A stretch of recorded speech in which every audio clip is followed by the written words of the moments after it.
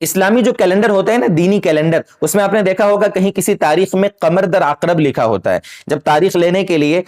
دولہا دلہن کے گھر والے جب بیٹھتے ہیں نا کہ چلو فلاں تاریخ ہم لے لیتے ہیں شادی کی یا کسی نئی چیز کی اوپننگ کی وغیرہ، جو بھی تاریخ ہوتی ہے، کوئی بھی نیا کام شروع کرنا ہوتا ہے اور کیلنڈر میں اگر قمر در عقرب لکھا ہوتا ہے نا تو ٹینشن میں آ جاتے ہیں کہ اس تاریخ کو شادی مت لو ورنہ برکت نہیں ہوگی، وہ شادی ٹوٹ جائے گی، رشتہ مضبوط نہیں رہ پائے گا، اس ٹائپ کی باتیں ہوتی ہے۔ میرے دوستو ایسا کچھ بھی نہیں ہے، یہ نجومیوں نے، علم نجوم والوں نے چاند کی 28 منزلیں طے کی ہے، ان 28 منزلوں میں ایک عقرب نامی منزل ہے۔ ان کا عقیدہ یہ ہے، ان کی سوچ یہ ہے کہ وہ چاند جب گردش کرتا ہوا عقرب نامی منزل میں جاتا ہے نا تو ان دنوں میں اگر گھر میں کچھ کام ہو، کچھ اچھا کام کیا جائے تو اس میں برکت نہیں ہوتی، یہ ان کی سوچ ہے، حالانکہ شریعت میں اس کی کوئی حقیقت نہیں ہے۔ آپ سال کے 365 دنوں میں جس تاریخ کو بھی کوئی بھی اچھا کام شروع کریں، بسم اللہ کر کے کر ڈالیں، اللہ تعالیٰ اس میں برکت دے گا۔ یہ خامخواہ کے غلط عقیدے، یہ بدفعلی جس کو کہتے ہیں، اب شگن اپنے لیے کسی چیز کو، برا مہرت جس کو کہیں گے اپنے لیے، یہ سب